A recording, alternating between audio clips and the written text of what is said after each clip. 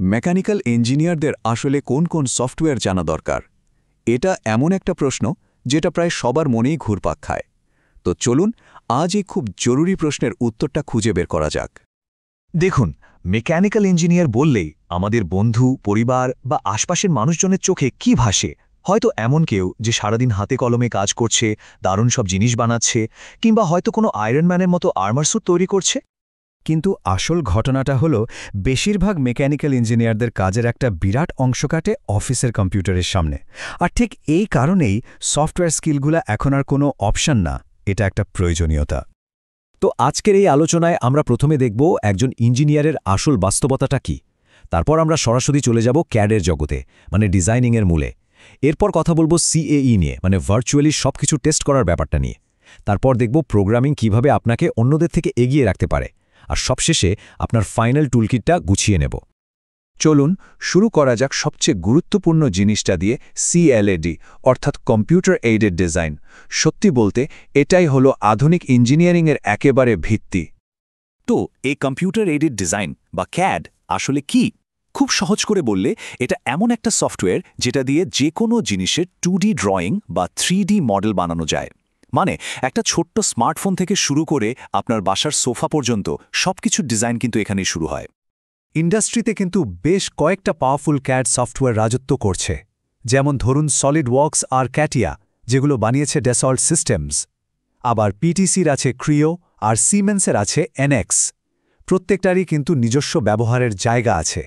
যেমন ধরুন অ্যারোস্পেস ইন্ডাস্ট্রিতে ক্যাটিয়া খুব জনপ্রিয়, কারণ এর সারফেস মডেলিং ক্ষমতা অসাধারণ, যা প্লেনের অ্যারোডাইনামিক ডিজাইন করতে খুব কাজে দেয়।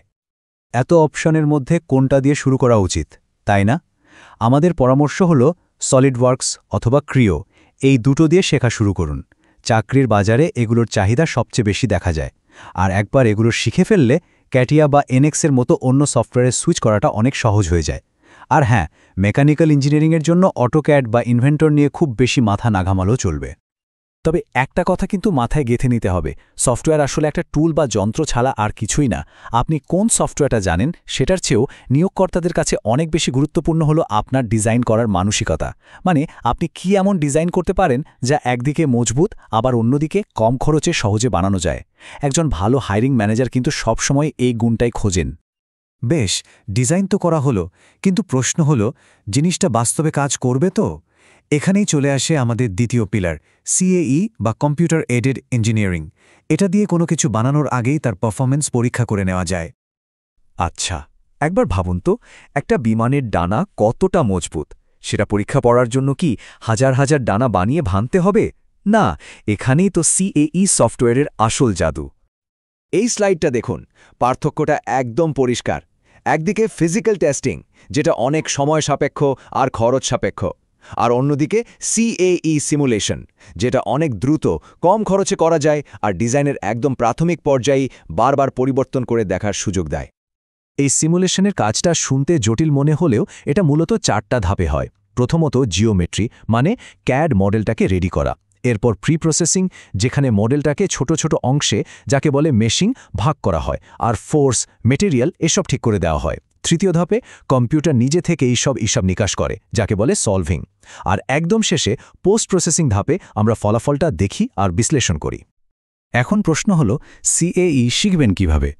সবচেয়ে ভালো উপায় হলো প্রথমে আপনার ক্যাড সফটওয়্যারের ভেতরে যে সিমুলেশন টুলগুলো আছে, যেমন সলিডওয়ার্কস বা ক্রিও সিমুলেশন, সেগুলো দিয়ে শুরু করুন। পুরো প্রক্রিয়াটা একবার আয়ত্তে চলে এলে তখন অ্যানসিস বা অ্যাবাকাসের মতো অ্যাডভান্স সফটওয়্যারে হাত দিন। আর সবচেয়ে ভালো খবর হলো, এই দামি সফটওয়্যারগুলোরও কিন্তু ফ্রি স্টুডেন্ট এডিশন পাওয়া যায়। তো ক্যাড আর সিএই তো গেল, কিন্তু নিজেকে যদি প্রতিযোগিতায় এক ধাপ এগিয়ে রাখতে চান, তাহলে প্রোগ্রামিং একটা অসাধারণ স্কিল হতে পারে।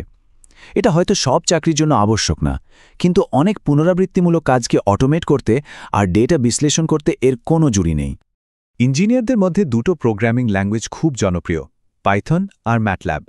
পাইথন হলো ফ্রি আর ওপেন সোর্স, কিন্তু ম্যাটল্যাবের জন্য লাইসেন্স কিনতে হয়, যা বেশ ব্যয়বহুল। পাইথন প্রায় সব কাজে ব্যবহার করা যায়। অন্যদিকে ম্যাটল্যাব একাডেমিক জগতে আর জটিল ম্যাট্রিক্স ক্যালকুলেশনে খুব শক্তিশালী। তাহলে পরামর্শটা কি? আমাদের পরামর্শ হলো পাইথন শিখুন, কারণ এটা ওপেন সোর্স, শিখতে তুলনামূলকভাবে সহজ, আর এর ব্যবহার অবিশ্বাস্য রকমের বিশাল। অটোমেশন, ডেটা অ্যানালিসিস, এমনকি রোবোটিক্স পর্যন্ত সবকিছুতেই এটা কাজে লাগে। আচ্ছা, আমরা তো মূল 3টা বিষয় নিয়ে কথা বললাম। চলুন এবার সবকিছু এক জায়গায় করে আপনার ফাইনাল টুলকিটটা তৈরি করি। আর সাথে এটাও দেখে নিই যে সিভিতে এই স্কিলগুলো কিভাবে তুলে ধরলে সবচেয়ে বেশি লাভ হবে। কিছু কিছু বিশেষ কাজের জন্য কিন্তু বিশেষ সফটওয়্যারও আছে। যেমন কোয়ালিটি কন্ট্রোলের জন্য জেএমপি বা মিনিট্যাব ব্যবহার করা হয়। ডায়নামিক্যাল সিস্টেম মডেলিংয়ের জন্য সিমিলিঙ্ক খুব কাজের। আর ল্যাবের ডেটা নেওয়া বা টেস্ট কন্ট্রোল করার জন্য ল্যাব ভিউ দারুণ একটা টুল। এবার আসা যাক সিভির কথায়, কি করবেন আর কি করবেন না। অবশ্যই সলিডওয়ার্কস বা ক্রিওতে দক্ষতার কথা লিখুন। যদি অ্যানালিসিস ধরনের কাজের জন্য আবেদন করেন তাহলে অ্যানসিস বা অ্যাবাকাসের কথা উল্লেখ করুন। আর নিজেকে ভিড়ের মধ্যে আলাদা করে চেনাতে চাইলে পাইথনের কথা যোগ করুন। কিন্তু একটা কথা মনে রাখবেন, দয়া করে সিভিতে মাইক্রোসফট এক্সেল লিখবেন না। এটা আজকাল একটা সাধারণ প্রত্যাশা, কোনো বিশেষ দক্ষতা না। আচ্ছা, এই সফটওয়্যারগুলো যে কতটা শক্তিশালী সেটার একটা ধারণা এদের দাম থেকেই পাওয়া যায়। অ্যানসিস বা অ্যাবাকাসের মতো একটা প্রফেশনাল সফটওয়্যারের শুধু একটা লাইসেন্সের দামই হতে পারে $30,000 বা তারও বেশি। ভাবা যায়? আর ঠিক এ কারণে ফ্রি স্টুডেন্ট ভার্সনগুলো আমাদের জন্য একটা অসাধারণ সুযোগ। সবশেষে একটা প্রশ্ন রেখে যেতে চাই। আজ যে সফটওয়্যারটা শিখছেন 10 বছর পর সেটা হয়তো আর চলবে না, অপ্রচলিত হয়ে যাবে। কিন্তু আপনার যে ইঞ্জিনিয়ারিং মানসিকতা, মানে সমস্যা সমাধানের যে ক্ষমতা, সেটা কি কখনো অপ্রচলিত হবে? মনে রাখবেন, টুলস আসবে আর যাবে, কিন্তু আপনার আসল শক্তি হল মৌলিক নীতিগুলো বোঝার ক্ষমতা।